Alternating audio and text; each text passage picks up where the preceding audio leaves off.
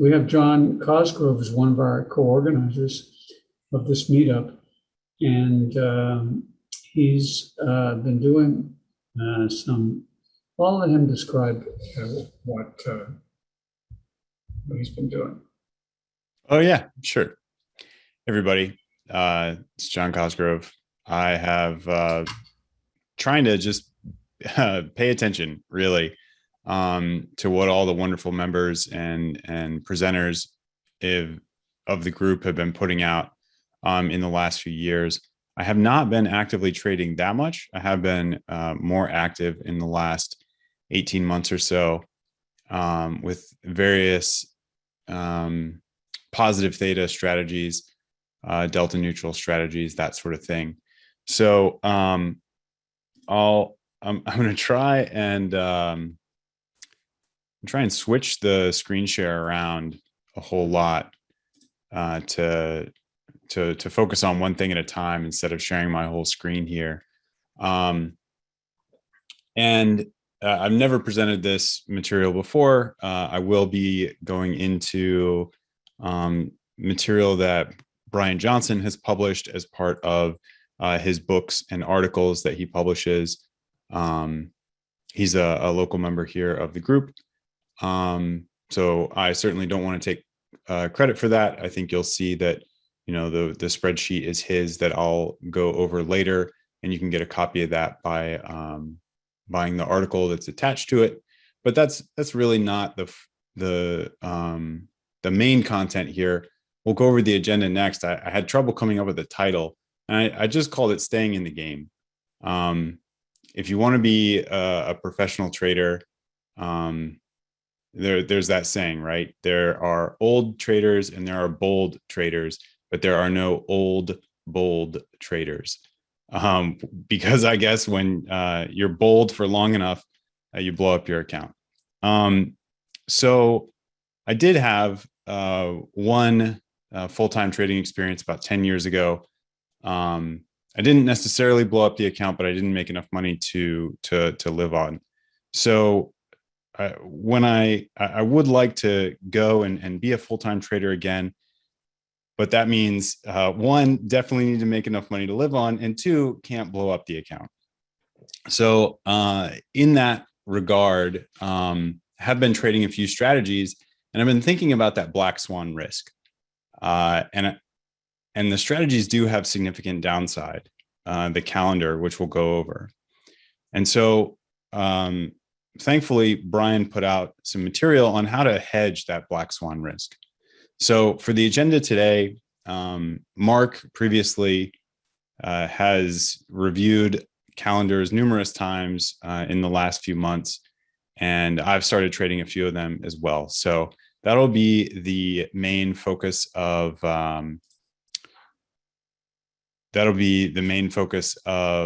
the actual trade that we're gonna talk about and view on the screen. And as well, for this presentation, I haven't really seen it done, I don't think, but I did want to focus and review the calendar on multiple different platforms. So there are dedicated analysis platforms that I think have some features above and beyond what a broker might give you. Certainly Thinkorswim is super powerful, but might not do everything you need it to do, especially when it comes to backtesting.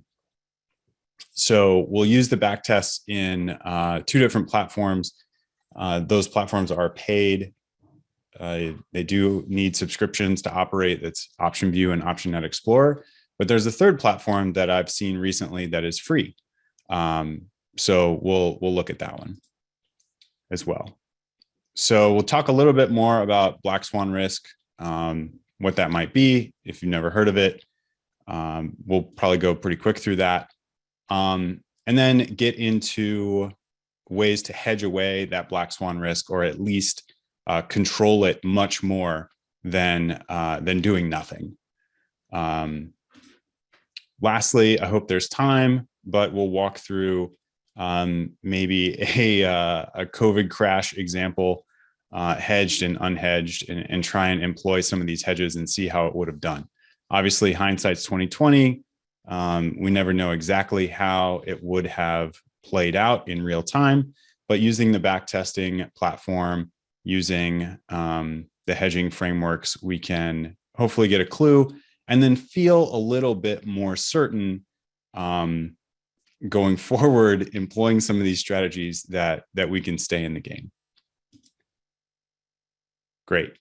And sorry, I did see a chat come in.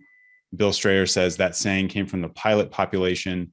I must be too out of touch to know who the pilot population was, but thank you for the originating source there. So let's go over the calendar really quick. I stole this graphic from the first options analysis tool that we'll look at, but we'll do this in the puts. The premium's a little higher compared to the calls, has a limited profit and limited loss. And you're selling a strike for a delta neutral one that is at the money, and then you're buying a strike that is further out in expiration. So today SPX was around 45.30. You could do a short put at 45.30 with about 60 days remaining until expiration, and then do a long put at the same strike with about 90 days until expiration. The Greeks of this trade, you're going to end up being delta neutral at the beginning. So why might you want to be delta neutral? You might say, hey, look, who am I? Who am I to predict where the market's going to go? I don't know anything. And they just meander anyway, right? So I'm not even going to try and call it. I'd still like to make money. Gamma negative is because you have theta, positive theta. So we're going to try to get paid over time when the market hopefully does nothing, or goes up a little bit or goes down a little bit. And then Vega positive. So I've heard, conflicting things about, is the calendar actually positive Vega? And it depends on the relationship between the volatility in your short strike and your long strike. So in these options analysis platforms that we'll look at, Vega will be positive. And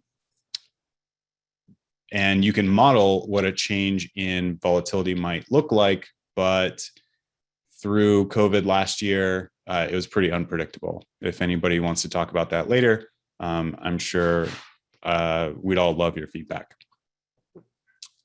So cool. Let's review some of these platforms. First one I'll start off with is optionstrat.com. This is a free tool. Don't need to sign up or anything. You can get right in. It gives you a list of strategies here. You can even use an optimizer. I won't go into that today, but it's there. Pretty straightforward. Before we get too far, is this like font size okay as far as being able to read it in the presentation, in the recording, everything like that? Okay, great. Thanks, Gary. I'm going to try and share windows on my desktop about this size. So without getting too much into actually using this tool, you can see we've got a front month, 57 days remaining, and we've got a back month of 89 days remaining. This all pops up automatically as soon as you click calendar call or calendar put spread. What I've done is come in, click on the strike. You can mess with your quantity. You can check out some of your some of the Greeks here, switch them to calls. Like, I mean, it's pretty slick. It's pretty slick for being a free tool. But the main thing I wanted to show was just the general shape of the graph and how it might behave over time. So with these sliders at the bottom, you'll get a sense of what it might look like on the day that you put it on. And as time goes on, it morphs into this this kind of conical I'm sure there's a real name for the what that shape is in math. But you might look at this and say, oh, $42,000. I'd love to make $42,000, but I would hate to lose $35,000. And yeah, that's totally what this is about. I mean, if you are anywhere close to, you know, an average Joe or trying to scrape together a trading account, $35,000 is a lot of money. And to lose that multiple times in a row could quickly end your trading career, you know, depending on how much you started with. So trying to stay in the game here and avoid ending up out here on these wings with kind of a maximum loss. So we'll get into maybe like what the scenario could be that you could end up all the way out there when we start to talk about that black swan risk. So I'm going to switch the screen share over to OptionVue, where I have the same trade. So OptionVue looks almost entirely different. On the left here, you have a matrix with expirations in these columns,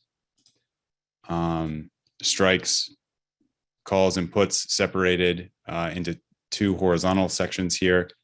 We're in the puts, so I'm just going to drag that over. And then we're in this April 30th expiration for our long strike and this April 3rd for our short strike.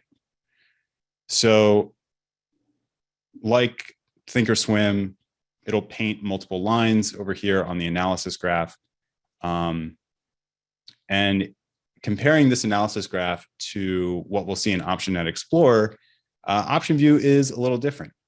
And that's because if you dive into the model settings, you'll see that they use different option pricing options here.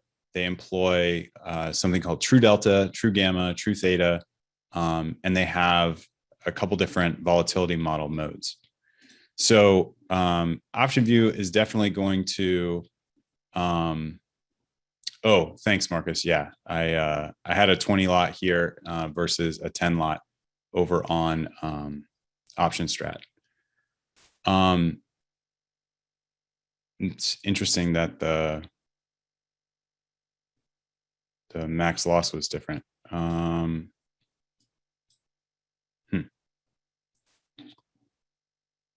Oh, I'm sorry. It's because this I don't know if this is popping up in the screen share because it's showing on a completely different section of my screen, but the OptionVue is in back trader mode, and I've set it back in time to February 12th of 2020. And when we get to the COVID crash example, this is the trade that's in the trade log and set up ready to go, so I don't have to enter it manually. Hopefully save some more time. So yeah, thanks for pointing that out. But you know, as one part of the presentation being to compare these two platforms, I did want to use the same trade between OptionVue and OptionNet Explorer. They both have this kind of back trader mode. And let's go ahead over to OptionNet Explorer and see what that one looks like.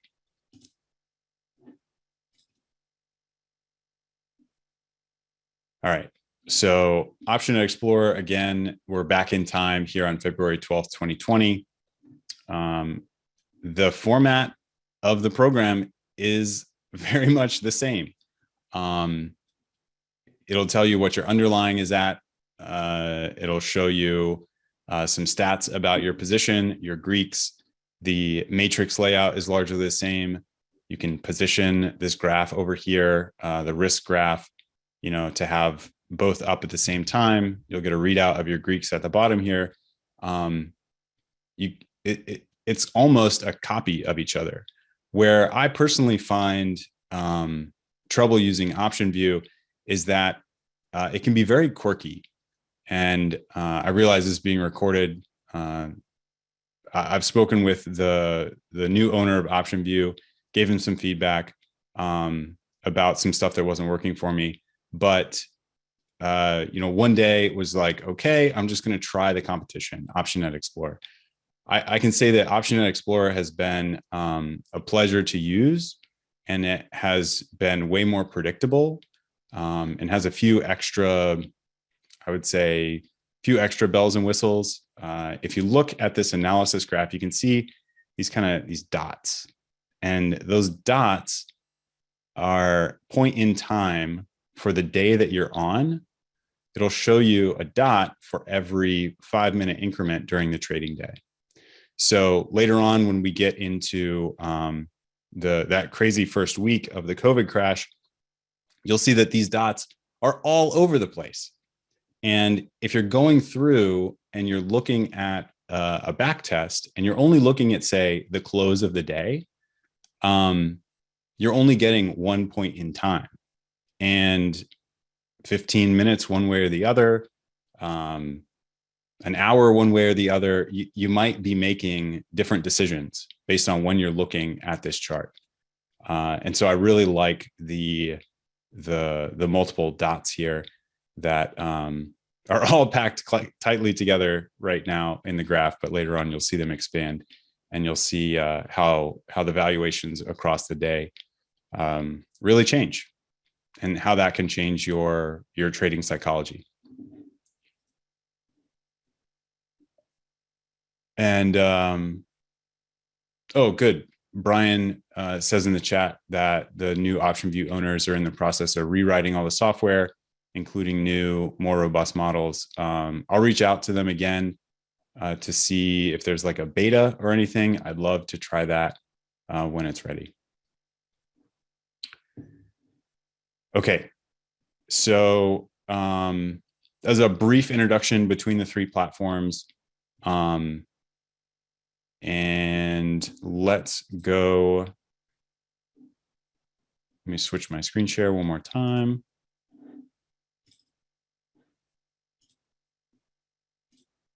All right. Let's talk about Black Swan risk for a second. If you're not familiar with the term, everybody thought swans were white until some people went to Australia and saw that they have black swans in Australia. And it was the craziest thing, because if you asked somebody before that trip, what color is a swan, everybody would have told you swans are white. There's no other way. All swans are white. I'll bet you $1 million that all swans are white. Somebody goes to Australia, finds a black swan, that person's wrong. That all swans were white, they owe him $1 million, right? Like, so it's something happening that you would have never imagined to happen, that you couldn't possibly have known. It's an unknown. And so given that you can't predict an unknown, you can just try to come up with scenarios that might happen, and then think about how those scenarios might affect your trade. So if we switch back over to, let's switch to OptionNet Explorer. So in OptionNet Explorer, if we think about, hey, it's February 12th, 2020.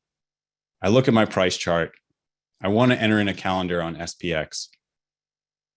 SPX is at all-time highs. We had a little gully, some stuff happened in 2019, but for whatever reason, I think it's okay to enter in a calendar right now. Maybe I want to go on a calendar campaign where I just enter it in every month, no matter what. But I look at my risk chart, and my margin required for the trade, and I know that the market can crash, right? Like, markets can do whatever they want, and I might not always be at the computer to deal with it. So if this cost, say, 30 grand in margin, a $30,000 debit, and the market went down 10%, I can look at the my T+0 line of the value of the strategy at that point in time. And if the market went down 10%, the strategy would be down $28,500. And if you think about position sizing to stay in the game, you don't want to lose your entire margin on your trade. You might not be able to weather multiple losing trades in a row if you lost your entire margin. In addition to that, if you only made, say, a 10% profit target on this calendar trade, maybe that's your goal. Well, you shouldn't then lose 10 times that when you have a losing trade. Your expectancy is not going to work out. So with that in mind, how can I, one, put this trade on and feel okay about it, not watch it like a hawk every day, and then be okay if the market does crash 10%, or maybe even just 3% or 5%. What if I'm okay losing the same amount as I plan to gain? If I only plan to take profit at 10% of my margin here at $3,000, well, where would I be down 10%? Where would I be down $3,000? Again, I can use the analysis graph here and the mouse and look at that T+0 value in the lower left hand of the analysis graph, find where it's about $3,000 and say that that's right around 3,300. Again, we're back on February 12th, 2020.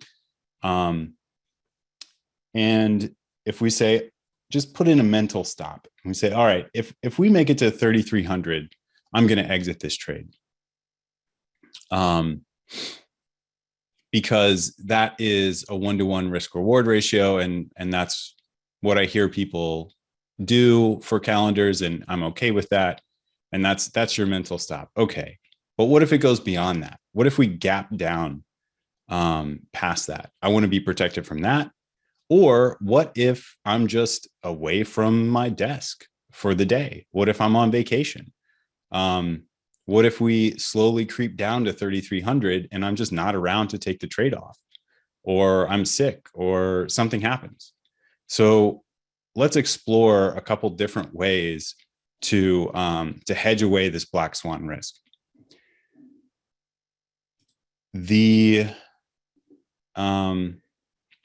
material I'm going to get into, I mentioned in the introduction, is from Brian Johnson. He put out a book, maybe long form article called Option Strategy, Hedging and Risk Management. It's available on Amazon.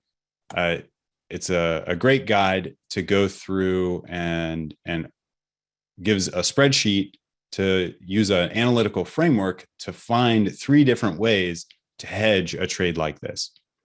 The first way is pretty straightforward. And let's think about the situation that might happen if the market just kind of edges down over time. No gaps, no black swan events, just, hey, we were wrong. The market got to our stop loss point, but we weren't around. Maybe we were in a natural disaster, power's out, cell phone service is down, you're taking care of your family, no time to monitor the market. But you still need to be protected, right? So in that scenario, the market is still healthy, let's say. The market's still open, liquidity is still strong, the market's not whipsawing back and forth. One thing you could do is take a look at your delta, which is readily available in these platforms. And if we look at the delta when the P&L is around 3,000, or negative 3,000, you can read the delta in the bottom part of the analysis graph here. And it'll tell you what it would be at that point. And it's an estimate. It's not going to be exact, but the models are there, and OptionVue will use slightly different model than OptionNet Explorer. Let's go take a look at what OptionVue says it would be. But let's first note what it is in OptionNet Explorer. So if the XPX goes to 3302.57 overnight, holding all other variables constant in option pricing models, OptionNet Explorer says our delta is going to be 77 and a quarter. If we switch back over to OptionVue, do the same thing.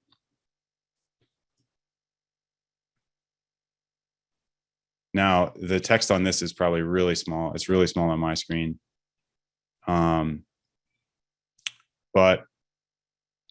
And you got to kind of hold it down on this wand. But the OptionVue is using a slightly different model, and it says the delta is going to be 107. So if you're trading SPX and you have a positive delta, you could use the ES futures as a hedge. If your position is positive delta, would you need to go long or short futures to counteract that positive delta? You would need to go short. So if you were short one ES contract, has a notional value, or not a notional value, but a tick size of like 1250, it's 4 ticks a point, $50 a point. And to counteract 100 positive delta, you would need to short 2 ES contracts. With OptionNet Explorer, it was 78. What could you do there? You could short 1 ES future and what would that be? 4 mini ES futures, or 6 for 30 more delta. So you don't need to be exact, or you can be exact. But remember your negative gamma. So what if you were away for 2 days, 3 days, and the market kept going down? Well, gamma being negative, your delta is going to increase more and more the farther down you go. And so if you lost, let's just say, another 50 points here in OptionVue, your delta is now 183 on the position. So it's great that you hedged out that 100 delta at the beginning, but now you got 83 more that is contributing to your position, your P&L being negative. So you could say, go and look and say, okay, well, it's going to be negative 150 at 32.77 and negative 200 at 32.31, and you could just stagger some limit orders down there in case it kept going. But it would probably work, but think of maybe a different scenario. One which the market wasn't open, one where your limit order didn't get filled, one where it gapped overnight. How could we hedge those out? And before I get into that, I want to, Marcus asked in the chat, for which DTE lines are those deltas? Good question. We were looking at the T+0 line. So the idea would be that as soon as you put the trade on, you would put your hedge on, or you would enter your limit orders for the futures if you wanted to hedge that way. So real quick, let's look at the COVID crash for this position.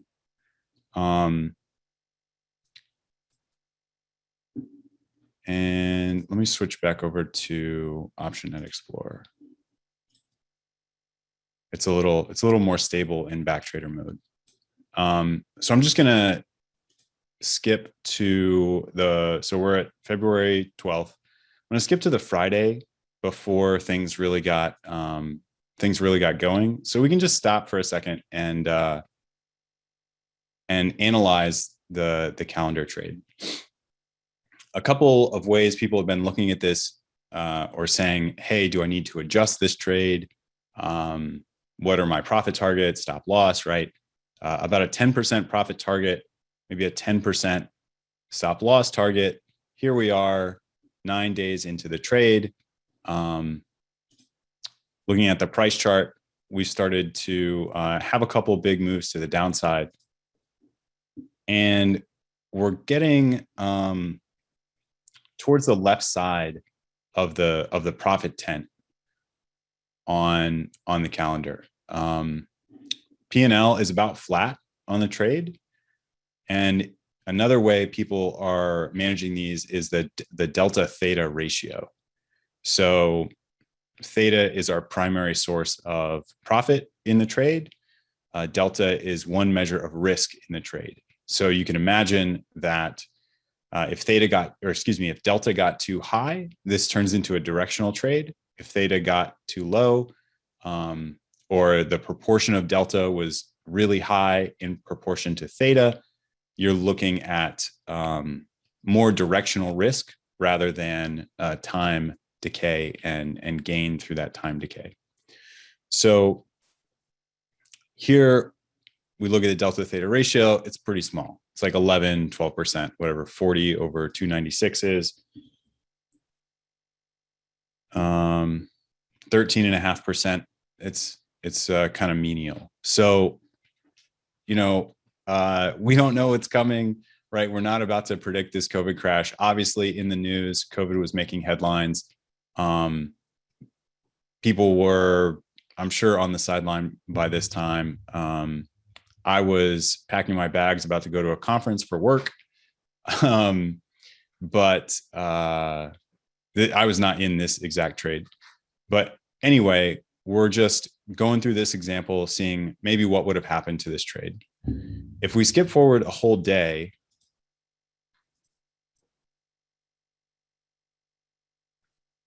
oh yeah, thanks, Ron. OptionNet Explorer has the opposite ratio listed, theta to delta.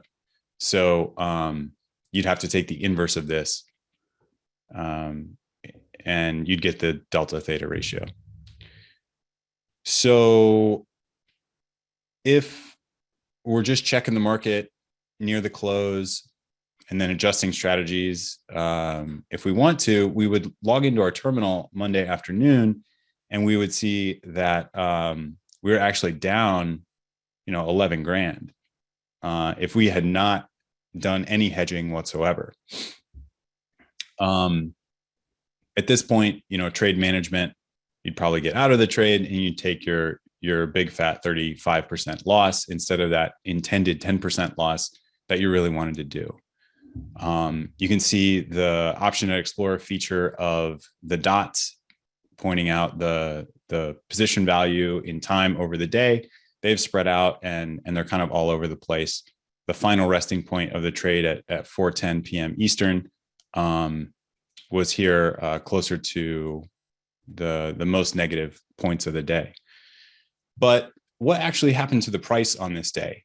If we had placed that futures hedge, that limit order for 2 contracts at 3,300, would we have gotten filled? It's hard to tell on this risk chart because of the gap that happened between Friday and Sunday and Monday. So I've actually got NinjaTrader open with an intraday chart of that gap. And so this is a 60-minute chart of February. And here's the weekend. Here was the close on Friday at around 33.37. And the gap opened Sunday at 33.09. So if we had that limit order in for 2 contracts short at what was it? It was like 33.02 or 3300, we probably would have gotten filled. No big deal. Liquidity was fine. We're not shooting around 2 contracts, no big deal. And then if we didn't look at it the rest of the day and we ended up at, down, or excuse me, that's not the day. We ended up at, it was like 32.25.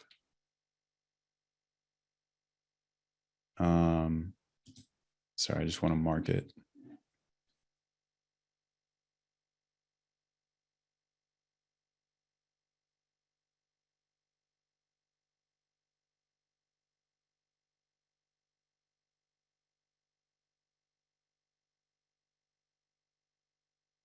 Yeah. So here's the bar.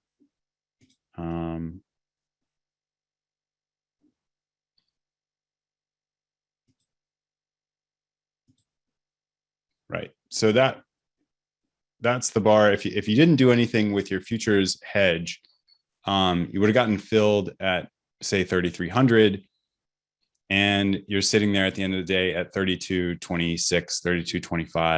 32.25. Make the math easy. Let's say it's 75 points at $100 a point because you were short 2 contracts, $7,500 that you would have gained from having that hedge in place. So that was great. It didn't really cost you anything besides some commission to go short those 2 contracts. And now instead of that $11,000 loss, you could close out your $11,000 loss here, but you'd have your $7,500 gain. So you'd really only be looking at a loss of around $3,500.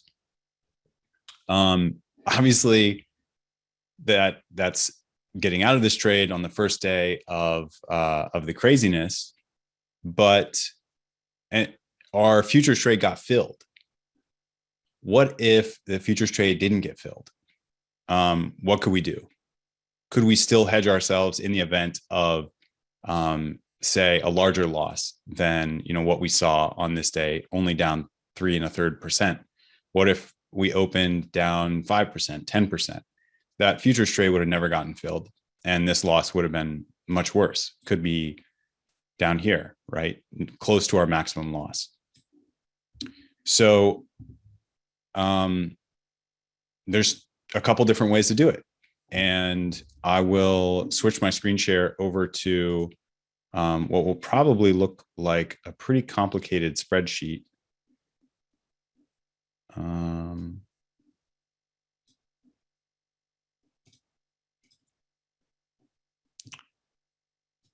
And I don't want you guys to try and read the sheet just yet.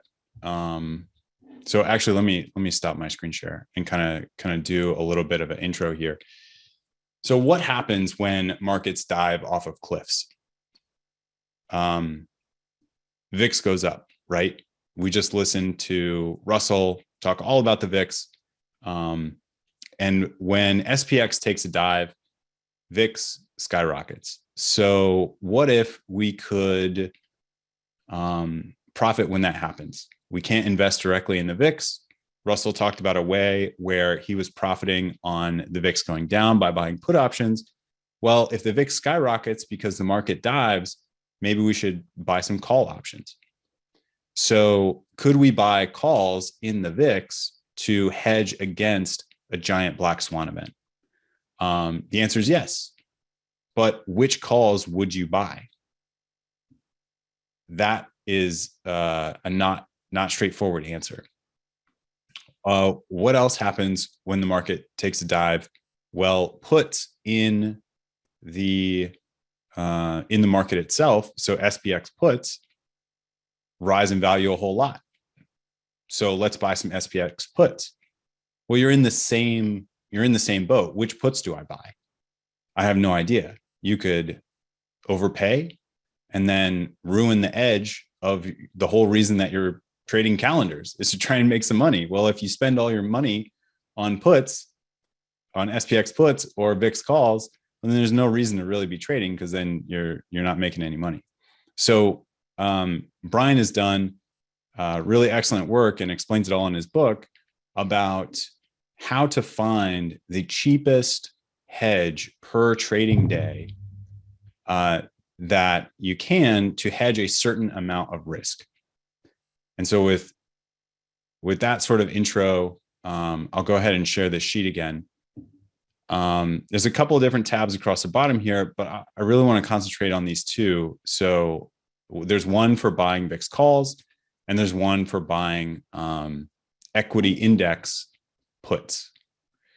They have the same general format. I'm not going to explain everything. Hopefully just enough for you guys to get an idea of how easy this is to use, what inputs are required, and what the final output might be. As far as inputs, they're in these dark blue cells, and the general process looks something like this. For the analysis date that you're on, you'd put that date in. You'd say what your position size was, how much you wanted to hedge, and then how much you thought for VIX calls, how much you thought the VIX might rise.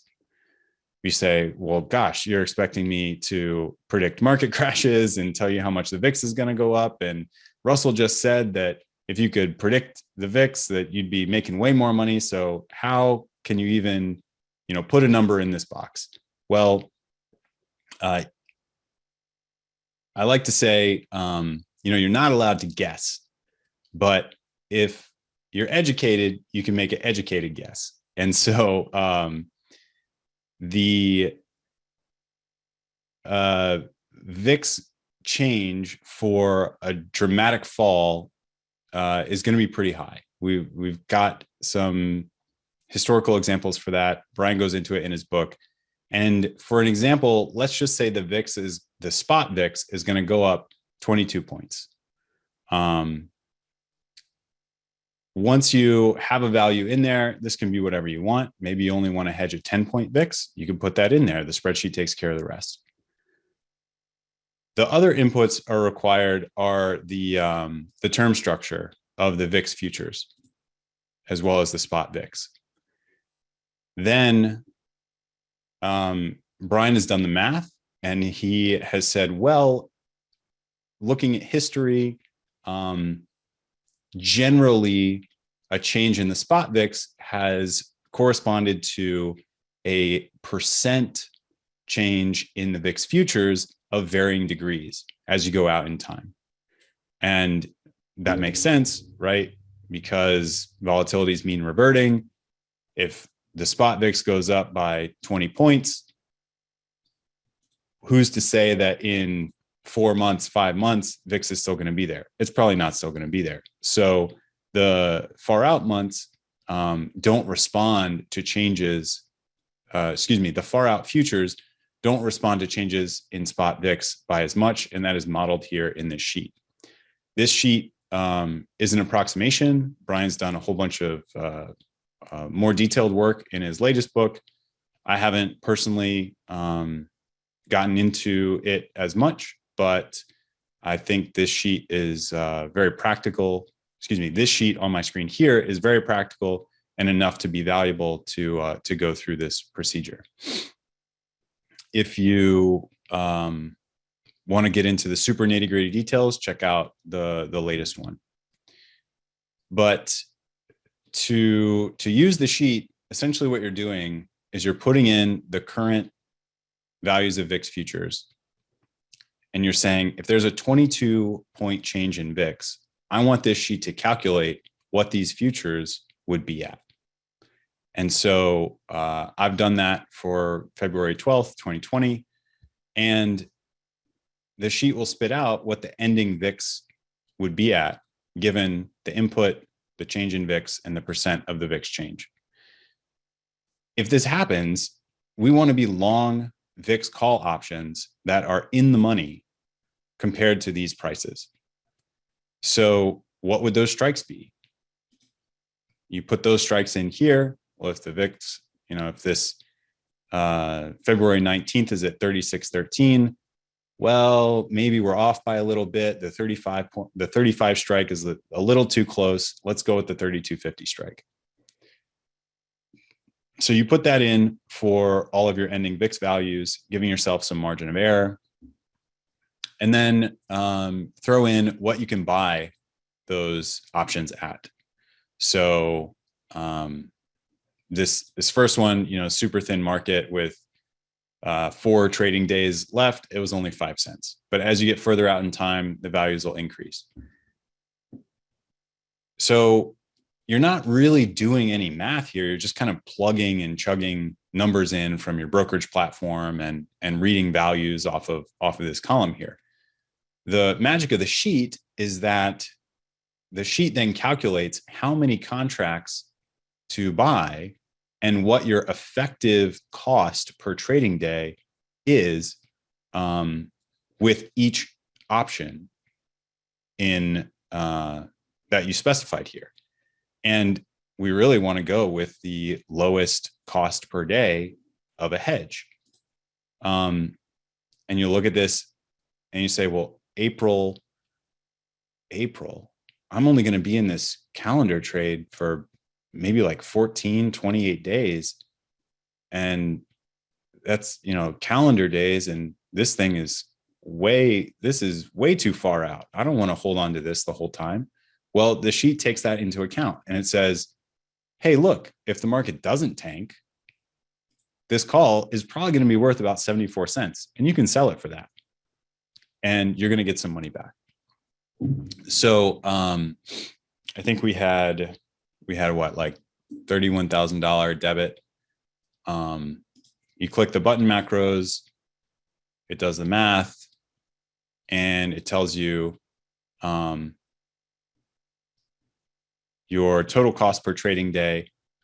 And so if we look in the short term, if we did this one, it would cost us about $92 a day, and we'd have to do 2 trades. Okay, what are our other options? The lowest cost per trading day, $19. We only have to do it once because we're only going to be in this trade about 21 days. And okay, what does that require? Well, it requires buying 32.2, so call it 32 options of the April expiration of the 22 strike for 85 cents each. So what would happen if we did that? Let's plug it into OptionNet Explorer and compare that to the futures hedge.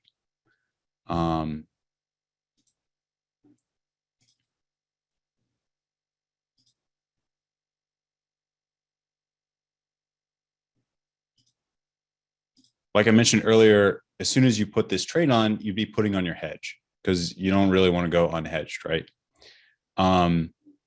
So what do we say? The April 22 strike in the VIX,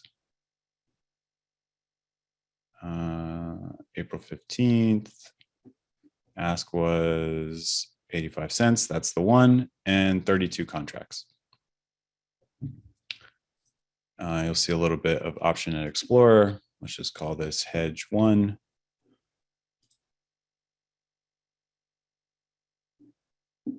Okay. Wind the clock up to that Monday afternoon. And indeed, we've gotten some profit on this trade because, as the market tanked, VIX went up. But spot VIX only went up to 25. If you remember, we had modeled in our sheet like catastrophe of spot VIX going up by 22. So, and it really only went up by what, 7, 8 points versus 22 points. So because it didn't go up by as much as we had modeled, we didn't profit as much as we had expected. But this was a scenario where that futures hedge would have done us well because it got filled. So for the sake of drama, let's increase the calendar here by a few more days and see what this hedge would have turned into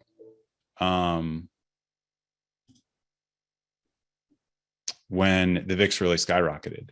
So here, and I'm not saying I would have stayed in the calendar at this point. We're just seeing, hey, how would the hedge would have done if spot VIX really went up. And so spot VIX went to 39. So from 17, it's about 22 points, right? And the P&L on the trade was 9,700. So not quite the 15,000 we were going for.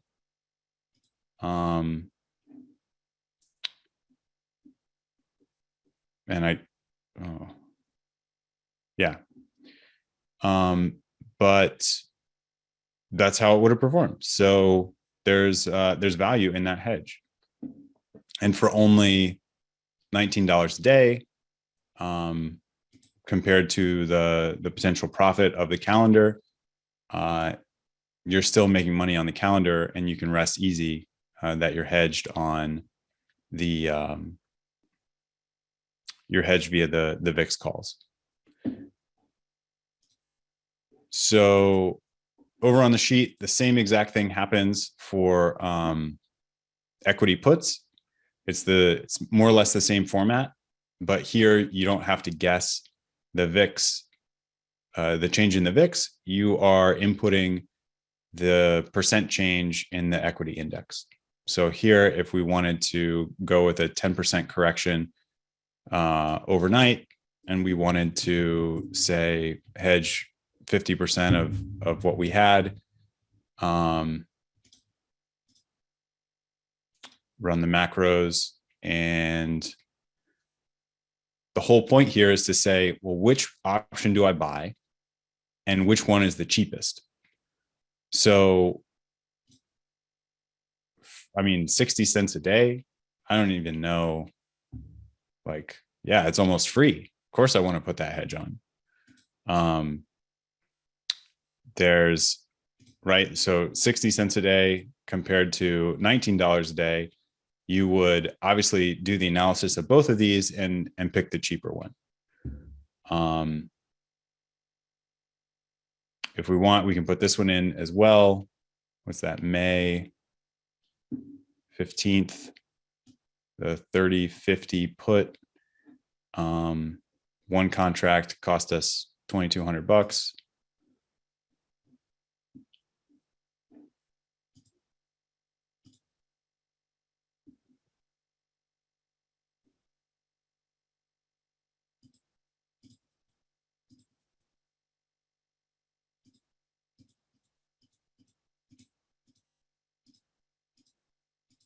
OptionNet Explorer, if you're listening, I want to drop down. Oh, it's right there. Great.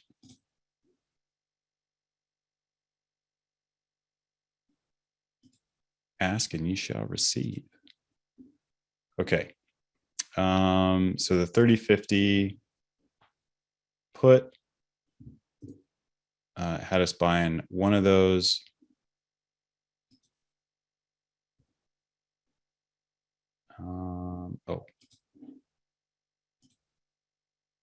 Start new trade. Call it hedge 2. And then let's wind the clock forward to the end of that Monday. John, we're still looking at your Excel spreadsheet. I'm so sorry. Thank you.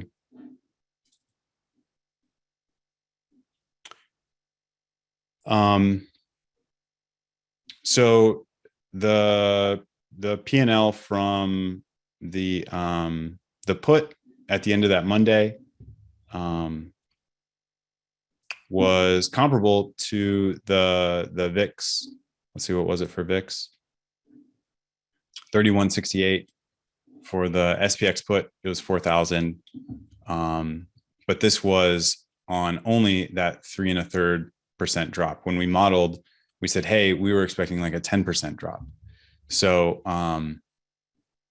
what happens if, I think we go to Friday.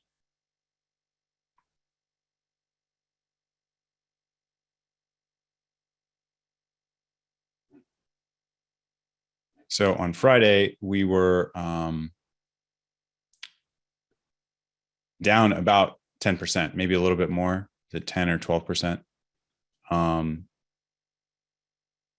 And you can see that the model of the 15,000 profit from the spreadsheet was pretty close. So 16.5 in this case.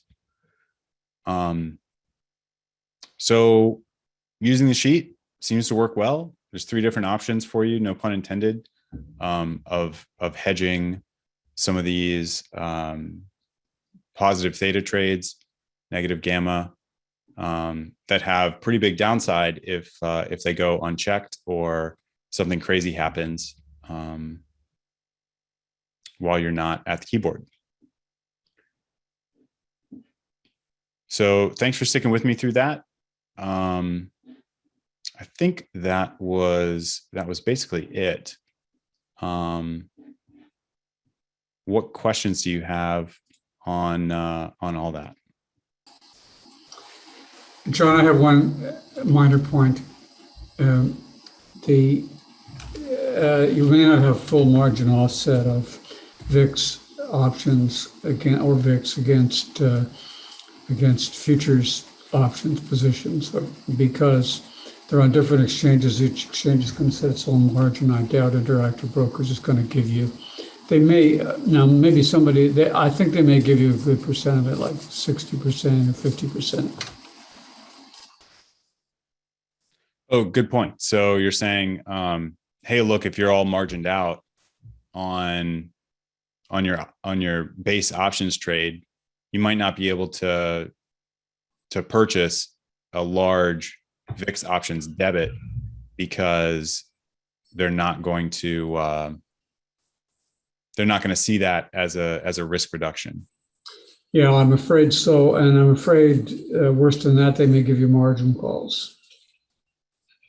Well, there's an argument there for using SPX puts, even if they're a little more expensive. Exactly. And I mean, best of all, the futures one is free, right?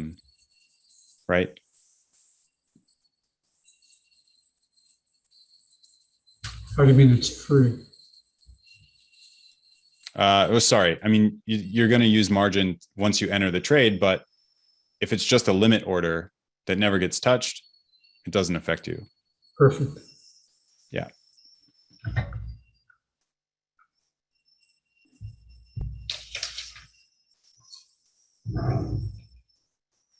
Raheem, I see your chat being long volatility. Are you using any long volatility strategies like this separately from hedging, or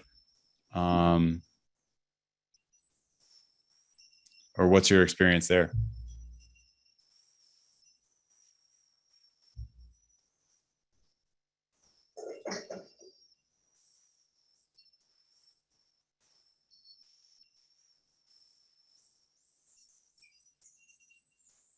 Guess I got to wait him to type an answer. Okay. Yeah, I mean, like I mentioned, I think the spreadsheet is a very practical tool to find a hedge for the cheapest cost. And the model holds up well. I mean, we went out 2-3 months in time, and we saw that it held up and delivered what we expected it to, for the most part.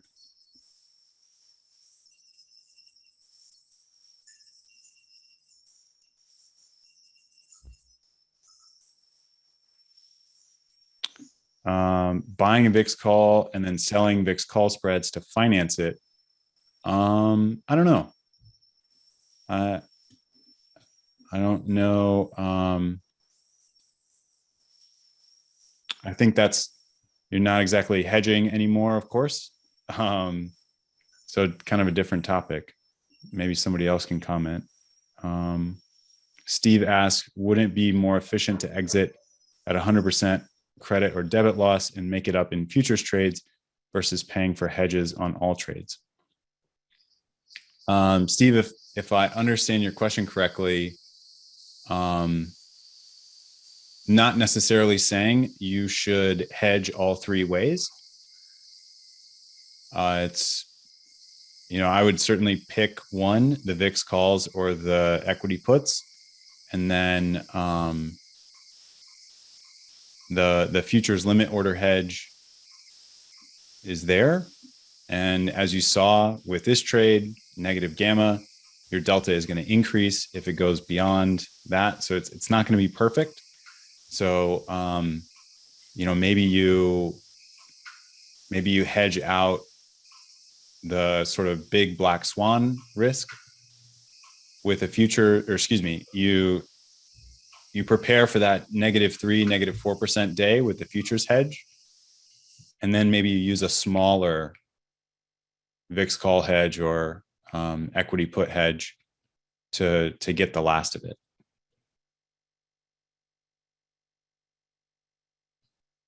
Myron's asking about a ratio put spread hedge, 2 times 10 delta, 30 days to expiration in SPX puts, short 1, 25 delta put.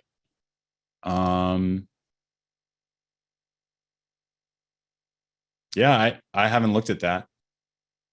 Certainly, that's what these analysis platforms are great for. You can look at it on a chart, understand how it would affect your position along with your original trade.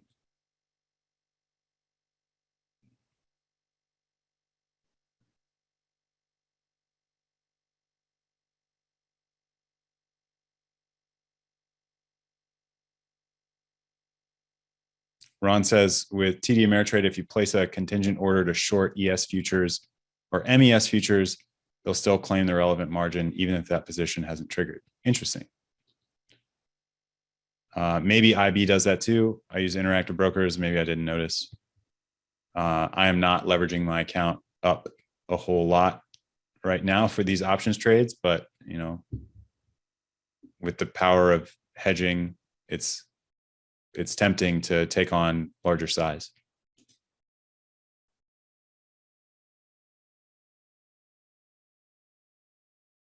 Raheem's asking about options alpha selling calls. Sell a call spread in the VIX, 1622 call spread. With that credit, you can buy the VIX call at 20 or 21. So the hedge costs you less. You're still long volatility, you still get the protection.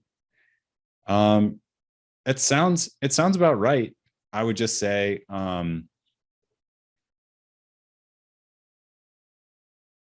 so long as it works, if VIX goes to 80,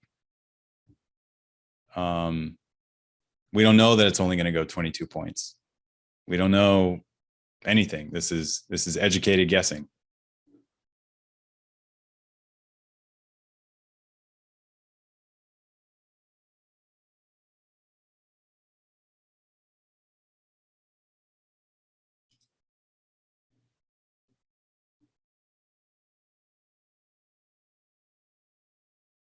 And then Ron posted a screenshot. Ron,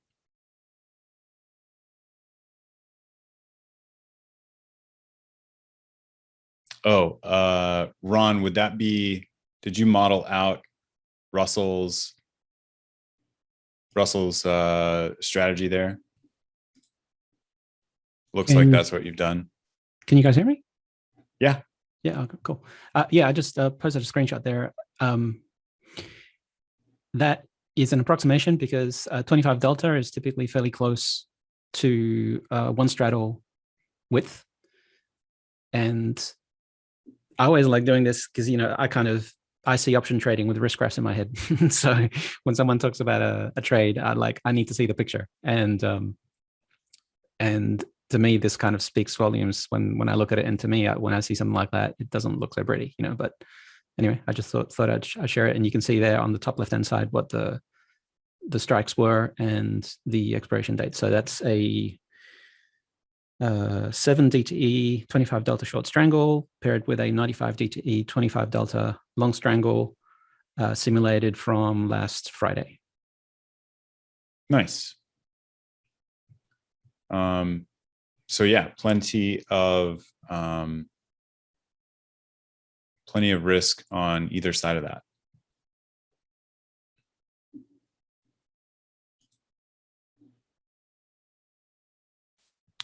Steve says, with the hedge on and the VIX spikes, I assume you would exit and perhaps just hold the futures position.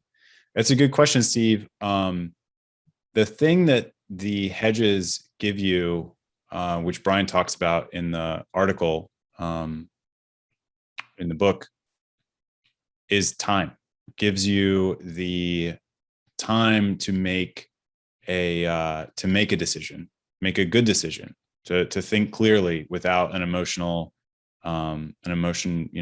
charged with emotions. And maybe it even allows you to stay in for an extra day, stay in a little longer when the bid-ask spreads aren't crazy. But I would definitely take the hedge off and exit the main position at the same time, because that was the purpose. That was your plan going into it. You want to trade the plan, maybe not necessarily get greedy. I can imagine exiting for a big loss, thinking that the market's going to keep going against you. Exiting your main position for a big loss. You're like, all right, well, the market's going to keep tanking, and then boom, immediate whipsaw correction, and now your hedge isn't worth as much.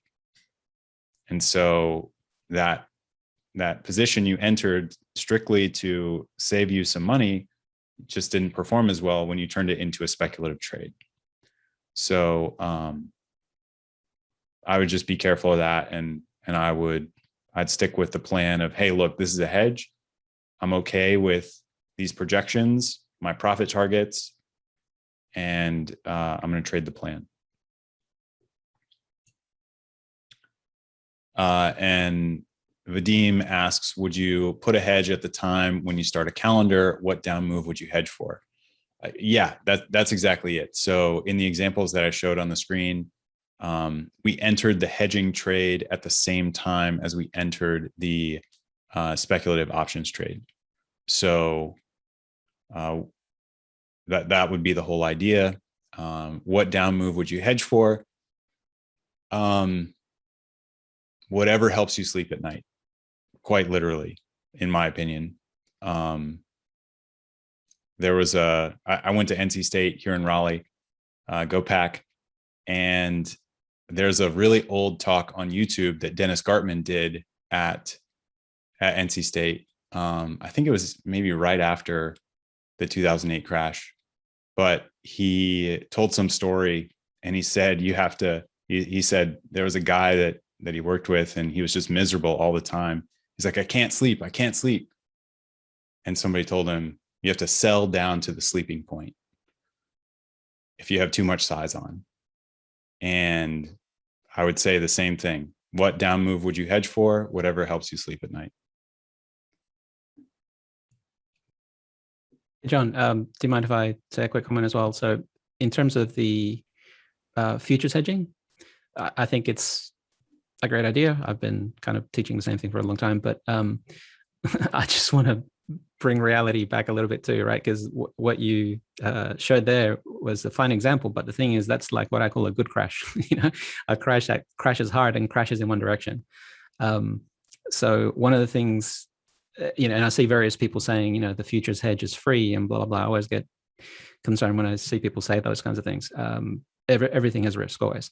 And what can happen, and happens probably more often than you expect, is that when people set a level, a lot of the time, and what I mean by level is they'll set a level at which they will have a contingent short futures trade that triggers, right? So like if SPX gets to this level, then short a future to hedge my trade.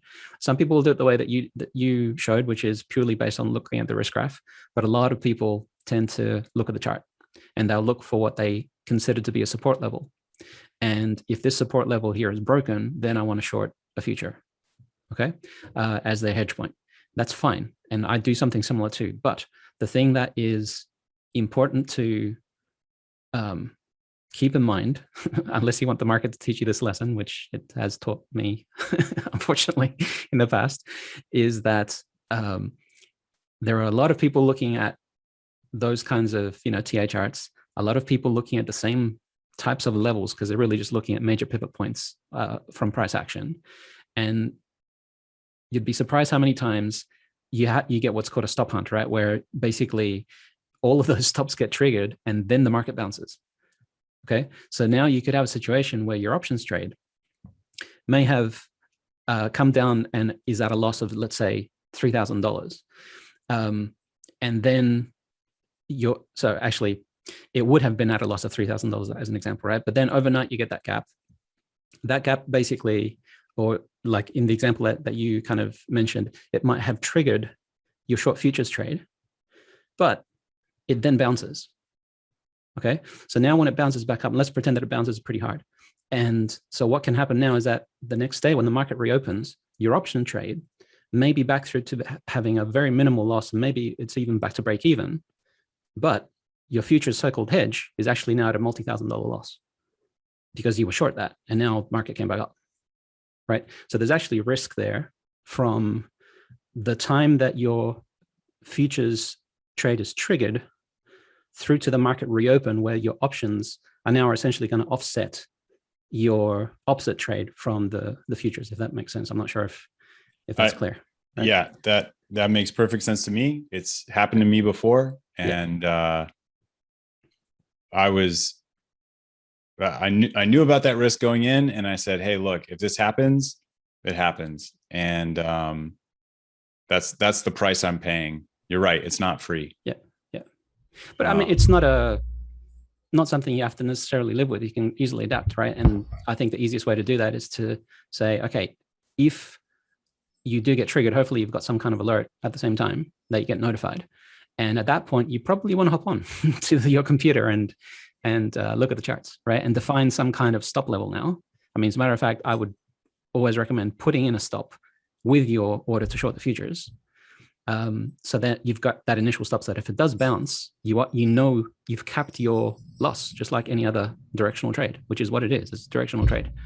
But if you don't want to do that for whatever reason, then you can always just watch and set a level now as a stop loss that you will basically exit that short future trade.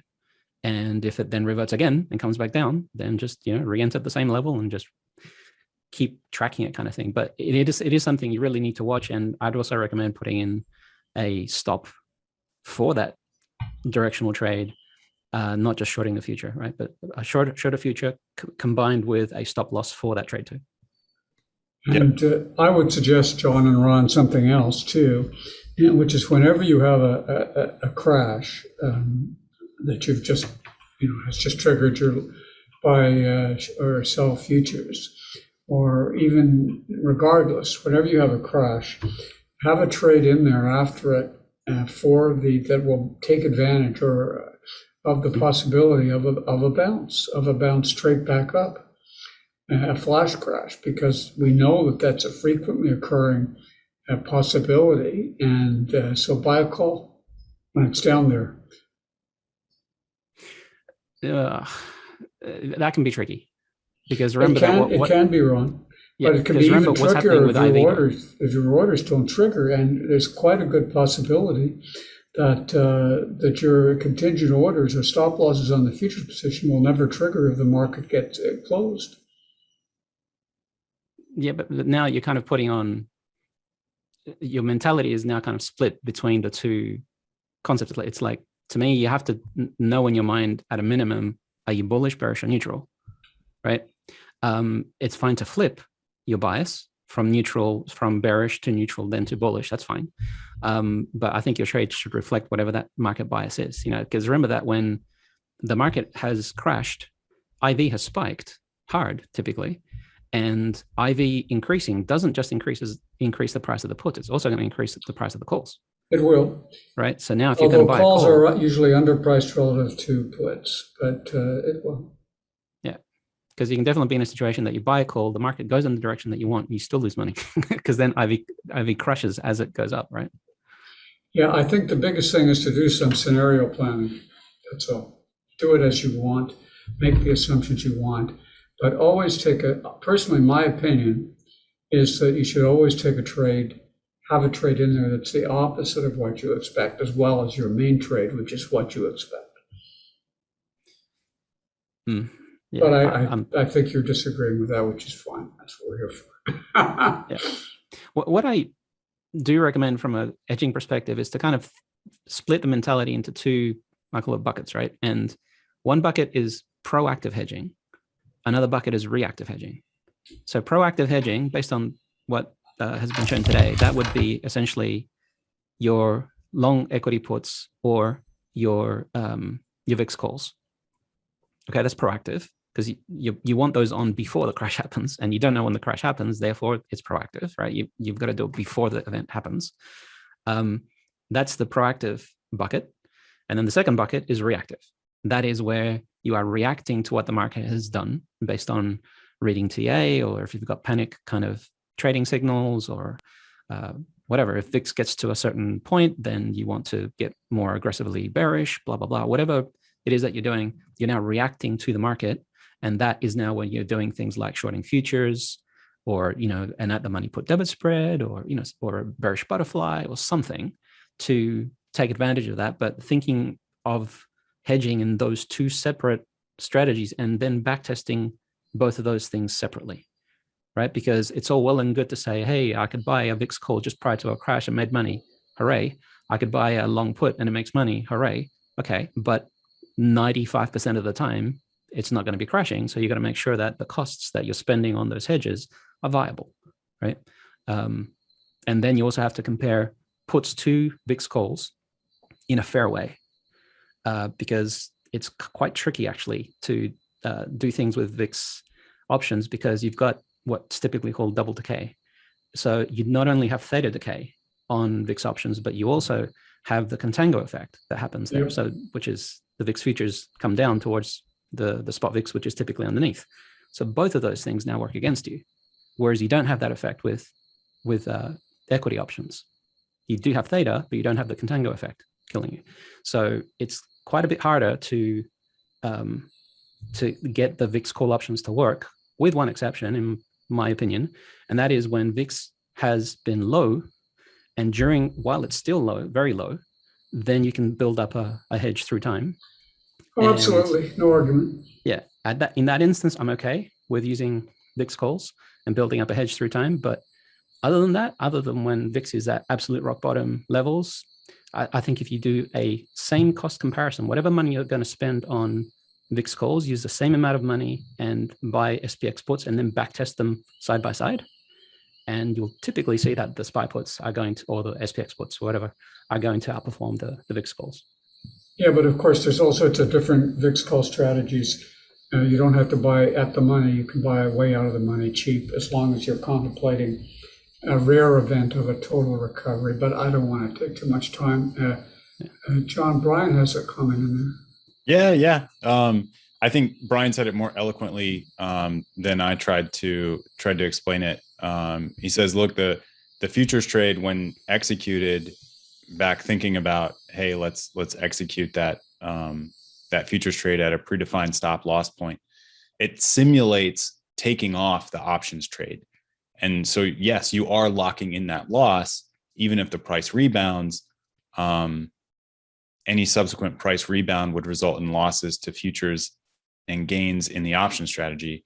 And that futures trade only hedges out the delta risk, not the gamma or the vega risk.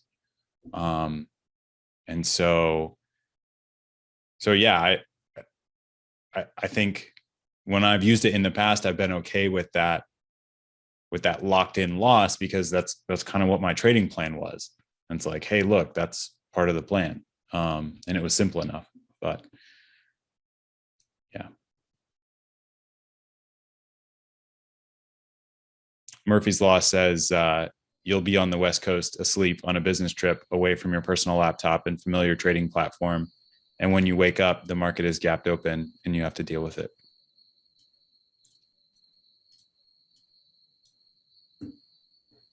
How about Raheem's question there? Oh, I missed it. When do you choose a calendar versus a butterfly? P&L graphs are very similar, and usually butterfly has lower max loss. I'm going to have to pass on that to anybody else I'd like to answer.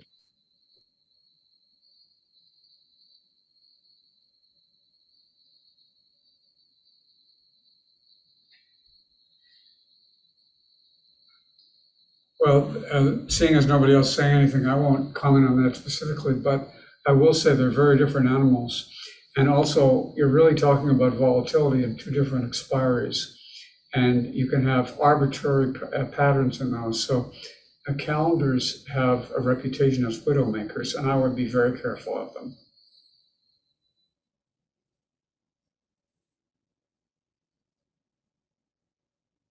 Right on.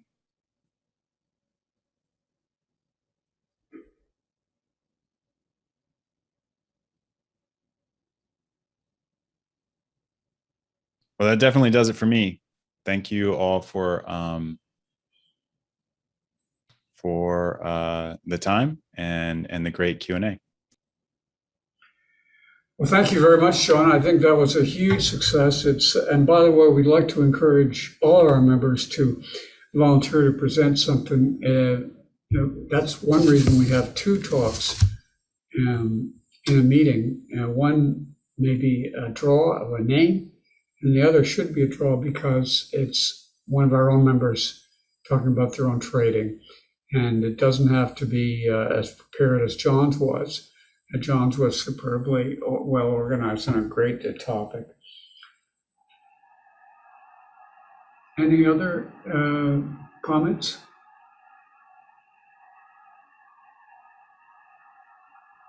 I guess we'll call it a night. And thank you, everybody. Good night. All right. Take care. Thank you, John.